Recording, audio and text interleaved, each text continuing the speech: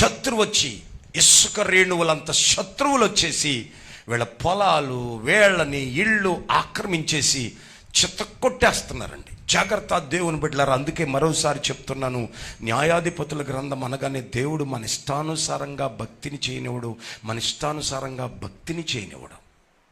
అది వాళ్ళ ఇష్టమైపోయింది. న్యాయాధిపతుల గ్రంథం అంతా ఇంతే. ప్రతి న్యాయాధిపతిని వారు తీసుకుని వచ్చిన దానికి కారణం కూడా అదే. ఎందుకంటే దేవుడు వాడిని కొడతాడు, మళ్ళీ సరవుతారు, పశ్చాత్తాపడతారు. కొంతకాలం అయిన తర్వాత మళ్ళీ మామూలుగానే తప్పు చేస్తారు, పశ్చాత్తాపడతారు. పాపం చేస్తున్నారు, పశ్చాత్తాపడుతున్నారు. దేవుడు కనికరిస్తున్నాడు. ఇదే మొత్తం న్యాయాధిపతుల గ్రంథమంతా ఇదే. విచ్చలవిడి పాపాన్ని చేస్తున్నారు, హద్దులేని పాపాన్ని చేస్తున్నారు. ఎప్పుడైతే పాపము వారిలోనికి వచ్చిందో, అవిధేయత వారిలోనికి వచ్చిందో, ఆ పాపమే అవిధేయతే వారికి శాపంగా మారింది. స్తోత్రం వస్తుందంటే నువ్వు చేసిన పాపమే నీకు శిక్షగా మారిపోతుంది. మనం చేసిన అపరాధమే, దాన్ని మనం చూడం, దాన్ని మనం పట్టించుకోం. మనం చేసే తప్పు చేసామేమో, మనం పాపం చేసామేమో, ఆ పాపం ఎలా కన్వర్షన్ అయిందేమో, ఆటాడడానికి, చూడడానికి, నడవడానికి, పాపం చేయడానికి చాలా జాగ్రత్త కలిగి ఉండాలి మనం. చూడండి, ఇప్పుడు ఎప్పుడైతే దారి తప్పారో వెంటనే వారి దారి తప్పిన పద్ధతులు వారికి భయంకరమైనటువంటి పరిస్థితుల్లోకి వెళ్ళిపోయారు. పేదరికం వచ్చేసిందండి. అంతేకాదు, శత్రువులు వచ్చి దేశాన్ని ఆక్రమించేశారు, ఇళ్ళు విడిచిపెట్టి వెళ్ళిపోయారు. భోజనం లేదు, విస్తారమైన పంట ఉంది, తినడానికి లేదు. కారణం ఏంటంటే శత్రువులు వెంటాడుతున్నారు. ఈ రోజున చాలామంది కూడా అలాగే ఉన్నారు. మన జీవితంలో భయంకరమైన రోగాలు ఉండడానికి, అటువంటి తినటానికి ఉందా, పలావ్ తినటానికి ఉందా, పాయసం తినటానికి ఉందా? లేదే. ఎదురుగుండా టేబుల్ మీద ఉంటాయి, కానీ తినకూడదు. చూడండి ఎంత భయంకరమైన పరిస్థితి. వీళ్ళ జీవితం కూడా అంతే. చూడండి, ద్రాక్ష గెలలు ఉన్నాయి, అంజూరు పాడలు ఉన్నాయి, గోధుమలు ఉన్నాయి, కానీ తినటానికి భోజనం లేదు. కారణం ఏంటో తెలుసా? నీ అపరాధమే నీకు కరువుగా మారుతుంది. నీ అపరాధమే నీకు, నీ పొరపాటే నీకు లేమిగా మారింది. నీ పొరపాట్లే నీకు ఇబ్బందులుగా మారుతున్నాయి. దేవుని పిల్లలుగా మనం గమనించాలి. దేవుడు మనల్ని ఇబ్బంది పెట్టడు, దేవుడు మనకు లేమినివ్వడు, దేవుడు మనల్ని శిక్షించేవాడు కాడు. ప్రేమించడం ద్వారా ఆయన ప్రేమ ఏంటో తెలుసుకుంటావని నువ్వు పాపంలో అడుగు వేస్తున్నా దేవుడు నిన్ను కావాలని అనుకుంటాడు. అయితే నువ్వు చేసే ప్రతి పాపపు అడుగు, నువ్వు వేసే ప్రతి పాపపు అడుగు, నువ్వు చూసే ప్రతి పాపపు చూపు, అది నీకు శాపంగా మారుద్ది. పాపం కన్వర్ట్ అయిపోద్ది. ఏదో ఒక రోజున పాపం పరిపక్వం అవుద్ది, పాపం గర్భం ధరిస్తుంది. అంతే. చూడండి, ఈ రోజున మన కుటుంబాల్లో దరిద్రాన్నో శాపాన్నో అనుభవిస్తున్నామంటే అది ఏదో మనం చేసిన అపరాధము, మనం చేసిన అపరాధాలు. అయితే వీళ్ళు అపరాధం చేశారు. దేవుని కొరకు వాగ్దానం చేసి, బాప్త్యసం పొంది, బలలో పాలు పొంది, ప్రార్థన చేసి, పాటలు పాడి అపరాధం చేశారు కనుక వారి అపరాధము భయంకరమైన శిక్షగా మారిపోయింది. శత్రువులు వచ్చేసారు, శ్రమలు వచ్చేసాయి, కన్నీళ్ళు వచ్చేసాయి, దేశాన్ని విడిచిపెట్టి పారిపోయారు, పొలాలను విడిచిపెట్టి పారిపోయారు. చక్కని పంట ఉంది, తినటానికి తిండి లేదు. ఈ తిండంతా శత్రువులు అనుభవిస్తున్నారు. దేవుని పిల్లలారా, జాగ్రత్త. ఎప్పుడైతే మనము దేవుని సముఖంలో అక్రమ జీవితాన్ని జీవిస్తామో ఖచ్చితంగా మన అక్రమ జీవితము మనకు దరిద్రంగా మారిపోద్ది. ఎన్ని ఉన్నా అనుభవించలేని స్థితిలోకి వెళ్ళిపోతాం మనం.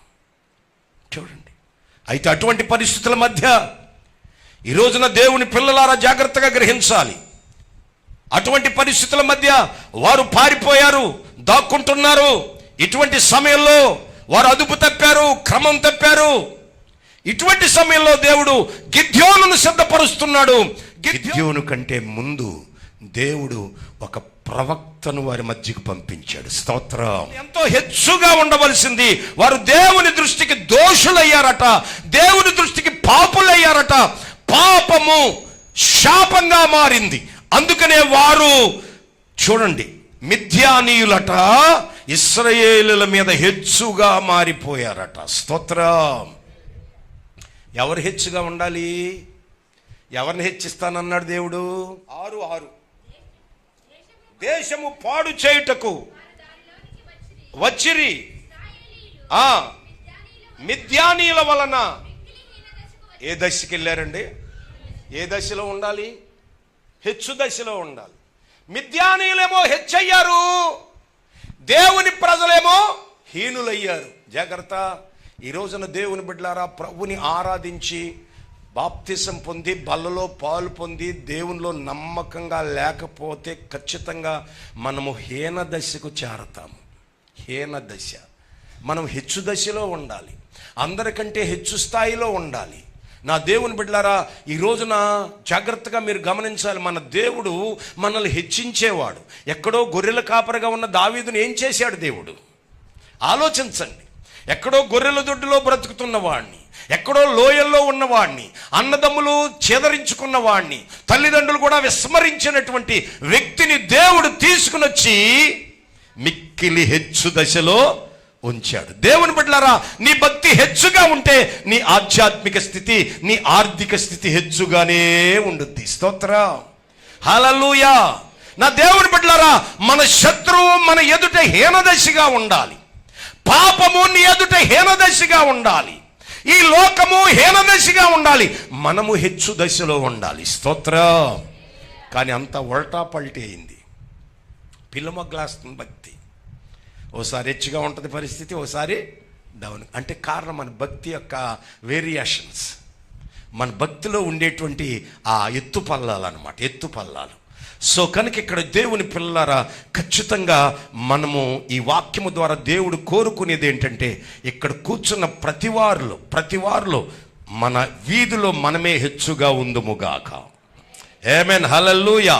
మీ వ్యాపారాల్లో మీరే హెచ్చుగా ఉండాలి, మీ ఇంట్లో మీరే హెచ్చుగా ఉండాలి. మనము హెచ్చుగా ఉండవలసింది ఏ స్థితికి వెళ్ళాం? హీన దశకు వెళ్ళారట, మిక్కిలి హీనమైపోయారట. దానికంటే ముందు ఏమని రాయబడిందంటే, వారు పాపం చేయటం వల్ల వారికి జీవసాధనం ఒకటే మిగలలేదంట, జీవసాధనం కూడా పోయిందంట. చూద్దాం ఒకసారి 4వ వాక్యం చూడమ్మా. వారి ఎదుట దిగి గాజాకు పోవునంత భూమి పంట పాడు చేసి ఒక గొర్రెను కానీ ఎద్దును కానీ గాడిదను కానీ, అండర్లైన్ చేసుకోండి, జీవన సాధనమైన, అంటే అర్థం ఏంటంటే జీవన ఆధారమే లేదు.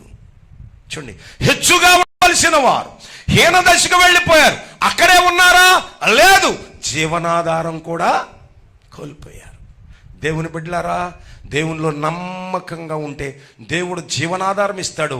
ఆ ఆధారంలో కూడా ఇంకా నమ్మకంగా ఉంటే నిన్ను హెచ్చు దశకు తీసుకుని వెళ్తాడు. ఎప్పుడైతే హెచ్చు దశకు ఉన్న తర్వాత మళ్ళా దేవుని మరిచావనుకో, దేవుని నిర్లక్ష్యం చేసావనుకో, మరలా హీన దశకు వస్తావు, జీవనాధారం కూడా లేకుండా పోతాం. చూడండి, బైబిల్ చెప్తుంది. ఈ రోజున దేవుని బిడ్డలారా, చాలా మంది కుటుంబాలలో, చాలా మంది వ్యక్తి జీవితంలో బ్రతకడానికి ఏ ఆధారం లేక, బ్రతకడానికి ఏ పని లేక, ఫలానా పని చేద్దామని ఆలోచన కూడా లేకుండా ఈ రోజున చాలా మంది జీవనాధారాన్నే కోల్పోయి, ఎంత భయంకరమైన స్థితి. హీనదశకి హెచ్చుగా ఉండవలసిన మనం హీనదశకి వెళ్ళిపోయాము. కారణం ఏమిటంటే, వారు దేవుని దృష్టికి ద్రోహులుగా మారిపోయారు, దేవుని నిర్లక్ష్యం చేశారు, దేవుని ఎడల పాపం చేశారు. ఆ పాపమే హీనదశగా మారింది. నా దేవుని బిడ్డలారా, జాగ్రత్త. పాపం చేసేటప్పుడు ఆనందంగానే ఉండొచ్చు, పాపాన్ని అనుభవించేటప్పుడు నీకు ఖచ్చితంగా సంతోషంగానే ఉండొచ్చు. కానీ దాని పరివసనం కొన్ని సంవత్సరాల తర్వాత హెచ్చుగా ఉన్న నీ పాపం హీన దశకు తీసుకువెళ్తుంది. అంతేకాదు, బ్రతకడానికి కూడా ఆధారం లేకుండా అయిపోతావు. చూడండి ఏ స్థితిలోకి వెళ్ళిపోయిందో. అయితే అటువంటి పరిస్థితుల మధ్య పొలాలు ఉన్నాయి, పంటలు ఉన్నాయి, కానీ పారిపోయారు. ఆ కొండల్లోకి వెళ్ళిపోయి జంతువుల వలె, నక్కల వలె బొరియలు చేసుకుని ఆ బొరియల్లో దాక్కుని జీవిస్తున్నారండి. ఏ స్థితికి వెళ్ళిపోయారు? ధైర్యంగా తల ఎత్తుకుని తిరిగేటువంటి వారు. యెరూషలేము కుమార్తెలారా, మీ తలలు పైకెత్తుడి అని చెప్పి పాడినటువంటి ఆ పాటలు ఏమైపోయాయో ఈ రోజున దాక్కునే స్థితి.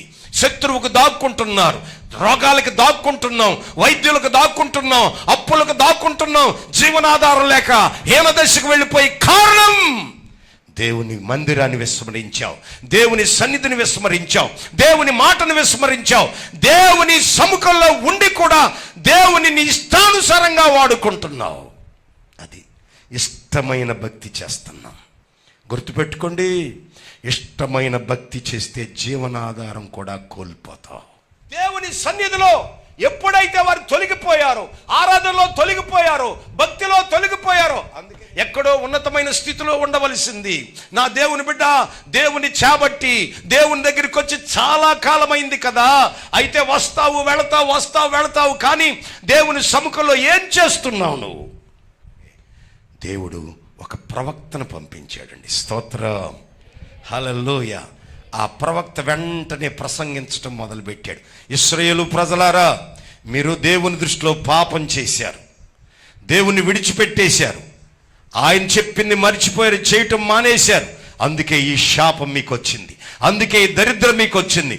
మీరు చేసుకున్నదే మీ తలల మీదకి వచ్చింది, మీరు చేసుకున్నదే మీరు అనుభవిస్తున్నారు. ఖచ్చితంగా మీ క్రియల ఫలం మీరు అనుభవించవలసిందే. అద్భుతంగా రాయబడిందో, ఎప్పుడైతే వారు దారి తప్పారో, ఎప్పుడైతే వారు క్రమం తప్పారో, ఎప్పుడైతే దేవుని దృష్టిలో పాపం చేయటానికి మొదలుపెట్టారో, వారు దేవుడి మాట వినలేదో, వెంటనే దేవుడు ప్రవక్తను పంపించాడు. ఎప్పుడు? అదైనా ప్రార్థన చేసినప్పుడే. స్తోత్రం. చూడండి అమ్మ, చదువు 7వ వాక్యం చదువు. మిద్యానీల వలన బాధను బట్టి ఇశ్రాయేలీలు, అది అంటే బాధను తట్టుకోలేక ప్రార్థన చెయ్యగా. ప్రార్థన చేస్తే ప్రవక్త వచ్చాడా? సమస్యకు పరిష్కారం వచ్చిందా? అది. స్తోత్రం, హల్లెలూయా. దేవుని పిల్లలారా, చాలా మంది ఈ రోజున బైబిల్లో ఉన్న విషయాలు తెలియకుండా భక్తి చేస్తున్నాం కనుకనే దేవుని నుండి మనం ఆశించేవి ఆగిపోయినాయి. ప్రార్థన ఏంటంటే, ప్రభువా మా పొరపాట్లను చెప్పి ఈరోజు ప్రసంగంలో, ఈరోజు వర్తమానంలో నా లోపమేంటో, ఎందుకంటే నా లోపమే నా పిల్లలకు మరి ఇబ్బందిగా మారుతుంది, నా లోపమే నా ఆదాయానికి గండు కొట్టింది, నా లోపమే నా ఆరోగ్యాన్ని మరి ఇలా చేసింది, నా ఇంటి పరిస్థితులను మార్చేసింది, నా రాబడి పరిస్థితులను మార్చేసింది, నాకు నెమ్మది లేకుండా చేసింది నా పాపమే. కనుక నా పాపమేమిటో నాకు తెలియజేసే ప్రసంగాలు, నా పాపమేమిటో నాకు తెలియజేసేటువంటి ఉపదేశాలు మాకు సేవకుల్లోంచి పరిష్కారం కాదయ్యా, పరిష్కారం నువ్విస్తావు. స్తోత్రం, హల్లెలూయా. అది చూడండి, పాపాన్ని గురించేమో ప్రవక్త గారు తెలియచేయాలి, ఆ పాపాన్ని విరుగుడు చేసి పరిష్కారమేమో దేవుడు ఇవ్వాలి. ఇది సీక్వెన్సీ. హల్లెలూయా. ఎజ్రా గారి పని ఏంటంటే నీ లోపాన్ని చెప్పటం. ఎప్పుడైతే లోపాన్ని దిద్దుకుంటావో వెంటనే దేవునికి దగ్గర అవుతావు. అంటే ఓ మంచి మాట చెప్తాను వినండి. ప్రవక్త చెప్పగా మనం దిద్దుకున్నామనుకోండి, దిద్దుబాటు ఏం చేస్తుందంటే దేవునికి దగ్గర చేస్తుంది. దిద్దుబాటు, దగ్గర. కొన్నిసార్లు మన అవసరాలతో వస్తాం, దేవుడు ఈరోజు నాతో మాట్లాడతాడు అని అంటాం. కొన్నిసార్లు దేవుని బిడ్డలారా, కరెక్ట్గా మనకు తెలియకుండానే దేవుని సేవకుల నుంచి నీ లోపం ఖచ్చితంగా చెప్పబడుద్ది. చూసుకోండి, చాలా సందర్భాల్లో ఎదురై ఉంటుంది మీకు. చాలా పర్యాలు మీ మనసులో అనుకుని ఉంటారు, ఈరోజు వాక్యం నా గురించే, నా లోపాన్ని గురించే మాట్లాడుతుంది అని అనుకుంటాం. వాస్తవం. ఎందుకు అనంటే దేవుని బిడ్డలారా, బైబిల్ చెప్తుంది దేవుడు ఎప్పుడు కూడా నేను పెర్ఫెక్షన్ చేయడానికి, ఆయనకి ఇష్టమైన భక్తి చేయడానికే ఎప్పుడు ప్రయత్నం చేస్తాడు. నీ ఇష్టానుసారమైన భక్తిని చేయడానికి ఆయన విడిచిపెట్టే దేవుడు కాడు. దేవునికి స్తోత్రం, హల్లెలూయా. నిన్ను పట్టుకుంటాడు, ఆయనకి ఇష్టం వచ్చినట్టుగా నడిపిస్తాడు. ఆయనకి ఇష్టం వచ్చినట్టుగా నువ్వు నడిచేవనుకో, హీన దశలో ఉండవు. ఏ దశలో ఉంటావు? ఏ దశలో ఉంటావు? కనుక ఇప్పుడు ఆయనకిష్టులైన వారు ఏ దశలో ఉంటారు? అది. సో కనుక ఈ రాత్రి మనం చేయవలసింది ఏంటంటే, మన ఇష్టాన్ని ఇక్కడే చంపేసి వెళ్ళాలి. స్తోత్రం. యేసుప్రభునికా చచ్చిపోవటం, మన ఇష్టాలు ఇక్కడ చచ్చిపోవాలి. యేసుప్రభు చచ్చిపోలే, ఆయన 3వ దినాన్ని మరలా తిరిగి లేస్తాడు. కానీ చచ్చిపోవలసింది ఎవరనంటే మన హృదయాలు చచ్చిపోవాలి. అంటే మన హృదయాల్లో ఉండే అక్రమం చచ్చిపోవాలి. మనల్ని నడిపించేటువంటి భక్తి ఉందే, ఆ భక్తి నీకు ఇష్టమైన చూడండి. అందుకనే చాలామంది ఉపదేశాన్ని విడిచి వాళ్ళకి ఇష్టం వచ్చిన మందిరాలకు వెళ్ళిపోతారు. అంటే భక్తి ఎవరు నడిపిస్తున్నారు? వాళ్ళ ఇష్టం నడిపిస్తుంది, వాళ్ళ ఇష్టం నడిపిస్తుంది. మన భక్తిని ఎవరు నడిపించాలి? దేవుని వాక్యం కదా, దేవుడు కదా. చూడండి, వద్దు, అలా వద్దు. మనకి మన ఇష్టమే. అందుకని ఈ రోజున ప్రవక్తను పంపించాడు దేవుడు. స్తోత్రం. ప్రార్థనకు ఫలం ఏంటంటే, అయ్యో మేము తప్పు చేశామయ్యా, అయ్యా మమ్మల్ని క్షమించయ్యా, అయ్యా ఇదిగో మా దోషములు మా ఎదురుగా ఉన్నాయి, మా హీనస్థితిని మార్చయ్యా అని వాళ్ళు ప్రార్థన చేస్తే దేవుడు పంపిన ఫలితం ఏంటంటే పరిష్కారం కాదండి, ప్రవక్త. స్తోత్రం. హల్లెలూయా. కనుక గుర్తుపెట్టుకోండి, ప్రవక్త మన పొరపాట్లను చెప్తాడు, ప్రభు మన సమస్యను పరిష్కరిస్తాడు. దేవునికి స్తోత్రం. హల్లెలూయా. సో కనుక ఈ క్రమంలో నువ్వు నడుచుకోగలిగితే ఖచ్చితంగా మనం అంతకంతకు హెచ్చు దశలోనికి మార్పు చెందుదుముగాక. దేవుని బిడ్డలారా చూడండి, ఇప్పుడు ఆ ప్రవక్త ఇశ్రాయేలు పట్టణం అంతా తిరిగాడు, షమ్రోన్ పట్టణం అంతా తిరిగాడు, లేదా వాళ్ళు ఉండేటువంటి ప్రాంతాలన్నీ తిరిగాడు. ఇదిగో మీరు దేవునికి ద్రోహులయ్యారు, మీరు పాపం చేశారు, మీరు అక్రమం చేశారు, అది చెప్పమని పంపించాడు. మీ జీవితంలో ఏదో అక్రమం ఉంది, మీ భక్తిలో ఏదో అక్రమం ఉంది. అక్రమం అంటే అర్థం ఏమిటంటే నీకు ఇష్టమైనట్టుగా భక్తి చేస్తున్నావు, నీకు ఇష్టమైనట్టుగా. మనకిష్టమైన భక్తి ఖచ్చితంగా దేవునికి దూరం చేస్తుంది, ఆయనకి ఇష్టమైన భక్తి ఆయనకు దగ్గర చేస్తుంది. మన క్షేమాన్ని కోరి మన స్థితిని హెచ్చించాలనుకున్న దేవుడు మాట్లాడుతున్న సంగతి ఇప్పుడు ప్రవక్తను పంపించాడు. ప్రవక్తను పంపించి సూటిగా చెప్పేస్తున్నాడు, ఇదిగో మీ ప్రవర్తన బాగోలేదు. ఇలా చెప్తే మందిరానికి వస్తారండి? వస్తారా? ఆలోచించండి ఒకసారి, ఆలోచించాలి. ప్రవక్తను పంపించాడు. ప్రవక్తనకు దేవుని సేవకుడు ఎప్పుడు కూడా మన అపరాధములు మనకు జ్ఞాపకం చేసేవాడై ఉండాలి. స్తోత్రం. హల్లెలూయా. అందువల్ల మనము దిద్దుకుంటాం. ఈ గిద్యోను ద్వారా ఎలా దిద్దుబాటు జరిగిందో చెప్తాను. రేపు దిద్దుబాటు. ఇప్పుడు మన తప్పుని మనం తెలుసుకోవటం. ఈ రాత్రి, మొదటి రాత్రి మన హెచ్చు దశలో ఉండాలనంటే ఖచ్చితంగా 2 పనులు చేయాలి. మొదటిది మన పొరపాటు ఏంటో మనం తెలుసుకోవాలి, ఈ రాత్రి జరిగింది. రెండోది ఏంటంటే దిద్దుబాటు చేసుకోవాలి, రేపు రాత్రి చెప్తాను. స్తోత్రం. కనుక ఈ 2 మన జీవితంలో జరిగితే మన పొరపాటును, ఎందుకంటే మన పొరపాటును మనం తెలుసుకోకుండా దిద్దుబాటు చేసుకోలేం, అది చేసుకోలేం. ఒకవేళ పొరపాటు తెలుసున్నా కూడా దిద్దుబాటు చేసుకోవాలండి, లేకపోతే జీవనాధారమే పోతాయి. అది గిద్యోని జీవితంలో దేవుడు చాలా ఎలాగున దిద్దుకుంటూ వచ్చాడో రేపు నేర్చుకుందాం. దేవునికి స్తోత్రం. కనుక ఈ రోజున దేవుడు మాట్లాడిన సంగతి ఏంటంటే ఖచ్చితంగా మనం హెచ్చు దశలో ఉండాలి అనంటే దేవునికి ఇష్టమైన వారిగా మనం ఉండాలి. న్యాయాధిపతుల గ్రంథం చెప్పే సత్యం ఏంటంటే మన ఇష్టానుసారంగా బ్రతకడానికి దేవుడు మనల్ని విడిచిపెట్టేవాడు కాడు. మన పిల్లలు మనం విడిచిపెట్టలేం కదా, అందుకే ముందు కొన్ని ఉదాహరణలు చెప్పాను కదా. కనుక తప్పకుండా ఇక్కడ చేరినటువంటి మనం మొట్టమొదటిగా మనం తీర్మానం చేసుకోవాల్సింది ఏంటంటే, ప్రభువా నా దోషంలేవో నాకు తెలియదు, కానీ ప్రవక్త ద్వారా నాకు తెలియచేయి. కొన్నిసార్లు నేను పాపం చేస్తున్నా, అక్రమం చేస్తున్నా, అక్రమం సక్రంగా కనబడుద్ది, పాపం పుణ్యంగా కనబడుద్ది. సో కనుక నా ఖచ్చితమైన లోపాన్ని ప్రవక్త ద్వారా నాకు తెలియచేయి ప్రభువా అని ఆ గొప్ప మనసు మన దేవుడి రాత్రి మనకిచ్చునుగాక. అందరూ నేను అనుకున్నట్టుగా దేవుని వాక్యం ఉంటే బాగుంటుంది అనుకుని చాలామంది స్వకీయమైన దురాశల చేత అనేక మంది ఏడవబడుతూ ఉన్నారు. తమ స్వంత దురాశలు అవి తప్పు కాదని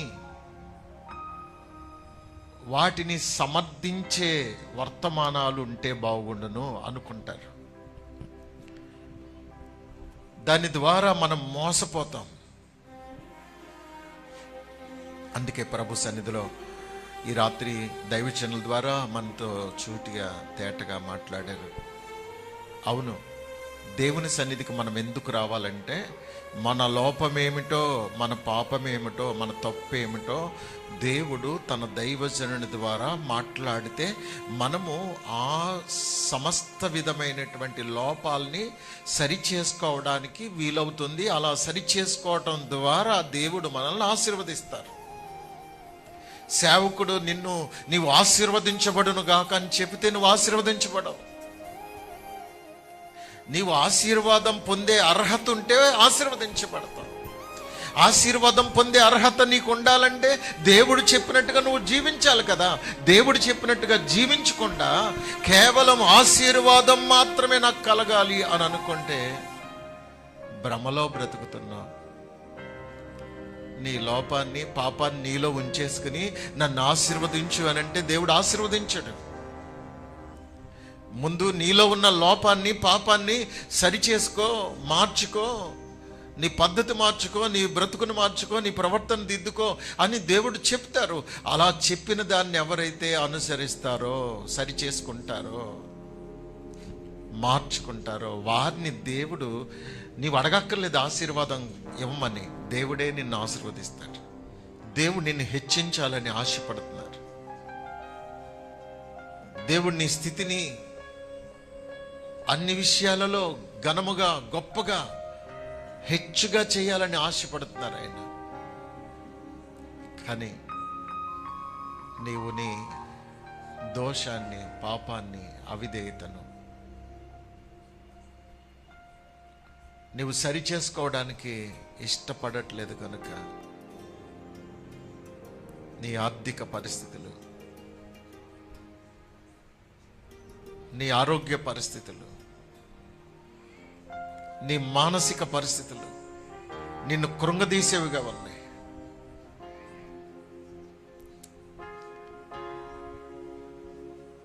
నువ్వు ఏ ఏ విషయాల్లో అభివృద్ధి చెందాలని దేవుని చిత్తమై ఉన్నదో అభివృద్ధి చెందే విషయాలు కూడా నీకు అవి నిష్ప్రయోజనంగా మారిపోతున్నాయి. నీ జీవన సాధనమైన ప్రతి పరిస్థితి నీకు నష్టంగా మారుతుంది. ఏది పట్టుకున్నా అందులో నీవు నష్టపోతున్నావు. ఏది చేసినా అందులో నువ్వు నష్టపోతున్నావు. దేవుడు మనల్ని, మన స్థితిని లేవనెత్తాలి అని అంటే దేవుడు మనతో సూటిగా మాట్లాడుతున్న ప్రతిసారి మనం అవును ప్రభువా, నాలో ఈ లోపం ఉంది, నేను చేసేది తప్పే, నేను చేసేది పాపమే, నాలో ఈ చెడుగుంది, నాలో ఈ పొరపాటు ఉంది, నాలో ఈ అక్రమం ఉంది, నాలో ఈ అన్యాయం ఉంది, ఈ మోసం ఉంది, దీన్ని నన్ను క్షమించమని అడగాలి. దేవుడు ఎవరికో సంబంధించిన విషయాలు నీతో మాట్లాడరు. నీలో ఏదైతే లోపం ఉందో ఆ లోపాన్ని నీతో సూటిగా, నేరుగా నీతోనే మాట్లాడతారు దేవుడు. ఎవరియో నీకు చెప్పడం వల్ల నీకు ప్రయోజనం ఏముంది? అందుకే నీతో మాట్లాడాలనుకున్న విషయాలు నీతోనే ప్రభు మాట్లాడతారు. ఎవరి విషయాల్లో పట్టుకొచ్చి నీకు చెప్పే దేవుడు కాదు. నీకు సంబంధమైన విషయాలే, నీ విషయాలే నీకు దేవుడు చెప్తాడు. ఆయన నిన్ను సరిచేసి నిన్ను తన బిడ్డగా, నీవు ఒక ఘనమైన మంచి సాక్ష్యాన్ని, ఒక గౌరవ స్థితిని నువ్వు కలిగి ఉండాలని ఆశపడుతున్న దేవుడు. నీవు బాగుంటే చూసి సంతోషించే దేవుడు. అలాగ నువ్వు పాపములో ఉంటే నిన్ను బాగుపడకుండా చేసేది నీ పాపమే. దైవజనుల ద్వారా మాట్లాడారు. దేవుడు నిన్ను బాగు చేయాలని చూస్తారు, కానీ నీ పాపం, నీ అక్రమము, నీ దుర్మార్గమే నిన్ను పాడైపోయేటట్లు చేస్తుంది. నీ పాపమే నిన్ను పతనం చేస్తుంది. నీ పాపమే నీకు అవమానం తీసుకుని వస్తుంది. అందుకే అలాంటివి ఏమున్నా ఈ రాత్రి ఒప్పుకుందాం, విడిచిపెడదాం, పూర్తిగా దేవునికి అప్పగించుకొని నమ్మకంగా జీవించుదాం. Thank you lord.